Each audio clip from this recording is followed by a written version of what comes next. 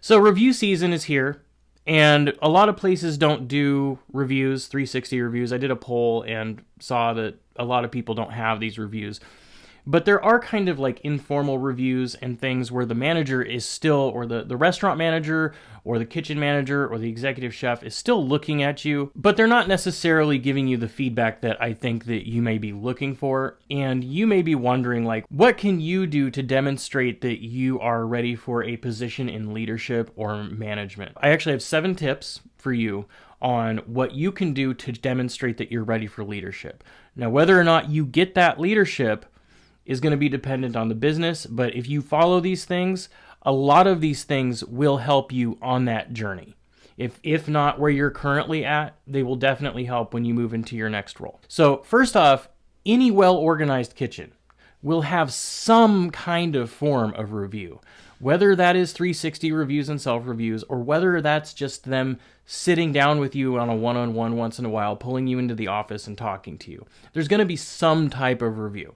In a less well-run kitchen, they may not do that. They may just be observant and see that you're doing well, and over time decide that you're ready for other stuff. One thing that you should do, regardless of whether you have written reviews or not, is you should be documenting everything. And I don't mean documenting everybody's screw-ups. I mean focusing on yourself and your own successes. Say your restaurant, they encourage the cooks to come up with specials, menu ideas, etc. Well, if you come up with one and it's extremely popular, you want to write down the date, the time, what it was, how it went down, how you demonstrated leadership in executing the menu, doing the rollout, whatever, even taking pictures of the food. The other thing is cost-saving things. Executive chefs, all about the money, all about the finances. Restaurant managers, same way. If you can demonstrate that you've done something, say that there was a procedure or process that was not previously in place, and you have implemented that procedure or have made steps towards implementing something like that, and it has saved the restaurant money, definitely something to write down. Anything where you've had to demonstrate serious problem-solving abilities or anything revolving around like a strategic issue, write it down. Write everything down. You're better off over-documenting and writing down everything. And I know you're not going to be able to do this, in the middle of a rush or whatever. Just do your best to write it down either before or after a shift, on your break or whatever. And by the end of the year, you should have a whole ton of things that you can have on your list as things demonstrating why you're deserving a promotion without even having to say, I deserve the promotion. They should be able to look at that list and be like, oh my God, look at how much this person has done over the year. And the fact of the matter is, a lot of restaurant managers, kitchen managers, sous chefs, whatever, they have a lot to do. And they're not always thinking about you. They're thinking about other stuff. There's much more strategic things going on. Sometimes 3 to 6 months down the road, even a year from now. They're forecasting last year's numbers, thinking about what they're going to do for, Mother's Day this year on January. There's a lot of, they're talking to vendors. Behind the scenes, the only reason that you got the beef that you got was because of strings that had to be pulled because their regular supplier didn't have any beef and they had to pull some strings in order to get it, and now we have beef for service. So they're not thinking about, other stuff like that. The next tip and the next thing I would say that is really good and beneficial, something that you can do and look forward to, is you want to actively seek feedback. If you are not receiving that feedback through one-on-ones or any kind of review process, seek that feedback out. Doing this will show that you have a genuine, honest desire to grow and improve. And don't just seek the feedback out. That could be something else that you can write down if you have a bad memory, or if if you want to stay organized or go back and look over things, you can jot it down in notes in your phone or write it down somewhere. Anything that you are told constructively, if you are regularly under seasoning or over seasoning food, if you have an issue with cooking pasta and it's too al dente or it's overcooked, if something isn't reducing correctly, whatever the case is. There's a million things. There's always stuff that we're all improving on. The thing about this, though, is you want to make noticeable changes that are related to the feedback that you're getting from your peers and from leadership. People will notice these changes, or they should at least. The third thing that I have that will help you demonstrate that you're ready for a leadership position is volunteer for projects. Volunteer for stuff outside of your comfort zone. Anything that's outside of your usual scope of work. And I'm not just talking about volunteering to scrub the toilets in front of house, or cleaning off tables and bussing and stuff like that. Yes, that shows leadership, but I'm talking about think outside the box of what your job entails versus like what you see other people. Maybe the executive chef is always handling caterings. Make steps towards getting involved with that catering. If they won't let you work on the caterings, talk to them and ask them questions. Try to show that you are interested in this. Do your best to be involved any way you can. Ask if they need help. What kind of caterings do we have? What do you do when you're cooking for, this type of people and that type of people? Like, I'll give you an example. Like, just as a quick example, catering for football players versus sorority. If you have 100 sorority girls and you have 100 football players, you're going to cook enough food for about 75 people for the sorority, and you're going to cook enough food for about 300 people for a football team. Little stuff like that is stuff that you know along the way when you learn catering.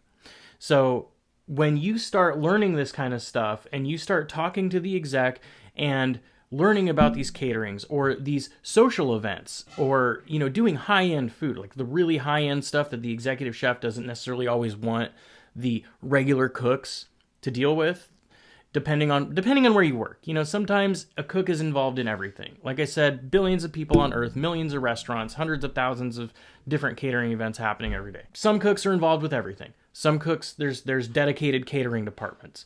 Some places, the catering is pretty disorganized and it's kind of loose. But my point is, do stuff to broaden your knowledge base. The next tip that I have for you is to forge relationships with both the front of house and back of house and demonstrate that you are able to unite both of these groups of people.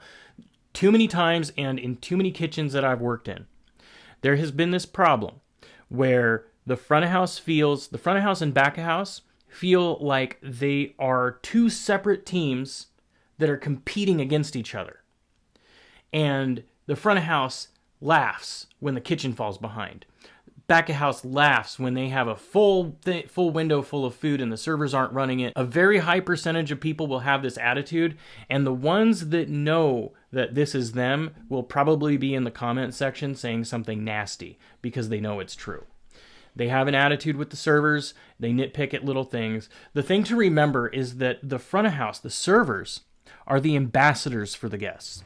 If they're coming to you with a question or with a problem or they're asking something, usually that's an indication that the guest has asked a question. So that's when I always say, treat the employees like family and treat the guests the way you treat the employees. So treat everybody like family is essentially what I'm saying. And the reason why is because the communication that happens between the guest and the server, that server then comes back to the kitchen and is asking these questions. I am not saying that servers do not ask stupid questions or say very infuriating things from time to time. The thing to remember is a lot of times servers will come and they will ask questions that seem stupid. Like if our random menu item has onions on it and we have never put onions on this menu item in a million years. I don't know why you're asking if this has onions. It's never had onions. It never will have onions. You've been here for 6 months. You should know this. Everybody watching this video right now has had some version of that conversation. What to remember is the server doesn't always know how we produce things. So if you take something like a mac and cheese or whatever menu item you can think of, whatever this menu item that you're thinking of in your head, they don't know if maybe we finely mince onions and incorporate it into a sauce like a marinara. They don't know if we use onion powder in the mac and cheese. There are so many ways that you can make things, that restaurants make things, that there might be ingredients that aren't directly listed on the menu because of the process. We don't list out every single ingredient in marinara. So they may not know that there's minced onions in the marinara. What I'm trying to explain is to have you understand the challenges and the pressures of each department. Understand what the managers are going through and why they might be stressed out. When they first come into work, they haven't even clocked in yet, and they already have 4 people asking them and complaining about other people, and I need to go home early, and this person stole my whatever, this person left without doing silverware, whatever the case is, before they even clock in. So by the time they get to you, they're already stressed out, right? understand what the front of house is going through, that there's customers that they have that make them cry. They go in the walk-in, have a cry, and then they come back out, and then they get yelled at by back of house, right? Cooks under a lot of pressure and stress in the kitchen. They have to do a million things at once, and AM chef didn't prep correctly. PM chef didn't clean correctly. There's all these different issues in all of these different departments. And if you can learn the stresses and pressures of these departments and learn how to communicate within these departments, it will show and demonstrate that you are able to handle the leadership responsibility that would come with a higher up position. Because once you leave being a cook, some of this other stuff like front of house and dishes and bussing and managing starts to fall on your lap, and you are now responsible for it. And it gets to a point that if a cook screws up, you screw up. That's your screw up. So yeah, you can yell at the cook, but it's your fault. It's still your fault that it happened. Back of house and front of house, same coin.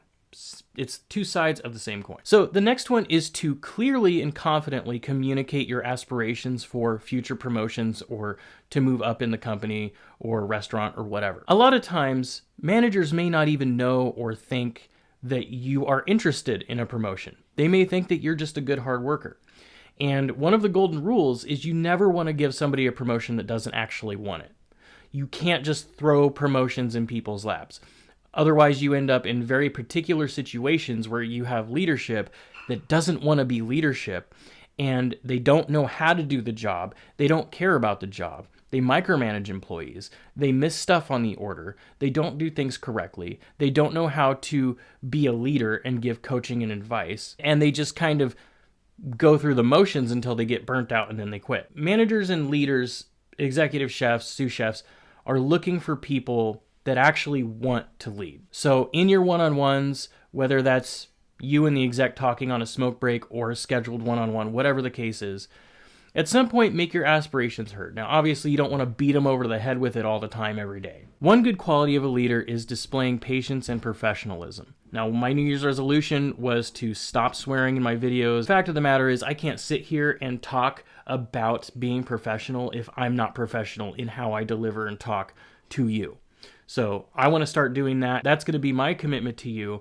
And that's a demonstration of how you can now take that and do that at work. You don't always have to be the tattooed, smoking, foul-mouthed freak that becomes a leader later on. You know, not everybody has to be that way. You can be a professional. You can handle your stuff, be awesome, and demonstrate that patience, that accountability, professionalism, and those things will just scream to people. You also have to remember that promotions don't happen overnight. You go to a restaurant and you think to yourself, these other people, they're not running the restaurant very well. I know I could do a better job. That's all fine and well, but it takes time. Nobody's going to want to hire somebody as an executive chef or a sous chef that they aren't 100% certain that they can do the job, because as long as it takes to train a cook, it takes even longer to train somebody to be a sous chef or an executive chef. And then they have access to things. They have P cards that they can use to go buy stuff if they need to in some places. You know, you have usernames and passwords for different vendors. You're directly talking to people. You're talking to reps about things to bring in. You're deciding if you want this type of steak or that type of steak, if you want to run this special or that special. You're adding and subtracting from the budget. So this stuff takes time, and you have to be patient. Also, don't be afraid to look for a new job if you are regularly being overlooked and you're doing all these things. It's not fair to you. It's not fair to you to be stuck somewhere for 8 years, you know, heading into 40, still being a cook when you've been pushing as hard as you can for a leadership position. At the same time as don't be afraid to look for another job if this doesn't happen, you also can't be afraid to do some self-reflection and ask yourself if you're being overlooked because of favoritism or some other issue, or if you're being overlooked because you're just not good enough yet. And this is why those other tips will come in handy, because if you're getting feedback, you should know whether you're ready or not before it ever happens. One other thing to consider is industry trends. You want to learn and stay informed about new culinary techniques, new trends in the industry, things that I'll give you a really good example. Back in the day, in New York, there was this thing called a cronut. It was kind of a mixture between a croissant and a donut. And people just lost their minds over it. It was incredible. It just swept everything by storm. And this trend, if you were running cronuts locally somewhere and they were made the way they were made over in New York, people just lost their minds. That's one example of a culinary trend. Actually, if you have an idea of a culinary trend or something that you've noticed, like for example, QR code menus, something like that, let me know what the trend is that you are thinking of in the comments. Some other things you can do is think about food sustainability. Think about where you're sourcing things. If you can switch from using Cisco to a local greenhouse, for example, for some of your microgreens or whatever it is. Practice your skills outside of work. Watch more of my videos. Subscribing to my channel increases your chance of getting a promotion by over 1,000%. I know because my dog told me, Remy. I also highly suggest and recommend these books up here. Not all of these books are food books. I have books on marketing. I have books on interpersonal communication, on leadership, on things about bar. I have hospitality law, running clubs, all of that kind of stuff. These types of books are things I highly recommend getting familiar with. Anything involving leadership or marketing are the two big ones. You don't think that this stuff will matter very much in the food service industry. But when you're a chef and you know a lot about marketing and you know how to run your social media properly, answer the need and answer the pain point for what it is people are looking for. You want to say that you have the best food in town? Everybody's got the best food in town. Newsflash. So what's going to set your Italian place apart from the Italian place down the street? Or the chain restaurants, the Italian food where people know that they have that consistency there? What's going to set you apart from that? Why are people interested in going there versus somewhere else? You start thinking about this stuff. You start thinking about the strategic behind it. You start thinking 6 months or a year down the line. You do these other tips, watch my videos, sub to the channel, all of that kind of stuff combined, and you are like ripe for leadership. Also, as a side note, earlier I made a post about getting ready to propose to my then girlfriend. She said yes. We are now married. She is my wife. She's amazing. So it all went well. And I deeply appreciate everybody that showed support and said things in the comments, positive things. I didn't actually get to propose on the Ferris wheel. They said that there was a special event, but then I found out later that there was a sewage leak, and so they had to shut down the Ferris wheel and the stuff. So we actually ended up going to the sand, and I proposed down there. But I still got to do it on the Santa Monica beach and the pier area. And I even did like a little video on GTA 5 showing like where everything was, and it was great. It was awesome. And we've had an awesome couple of weeks. I hope you guys have had an awesome Christmas and New Year's. And with that being said, though, I hope you have an awesome, amazing day. And I'll see you in the next video. Peace.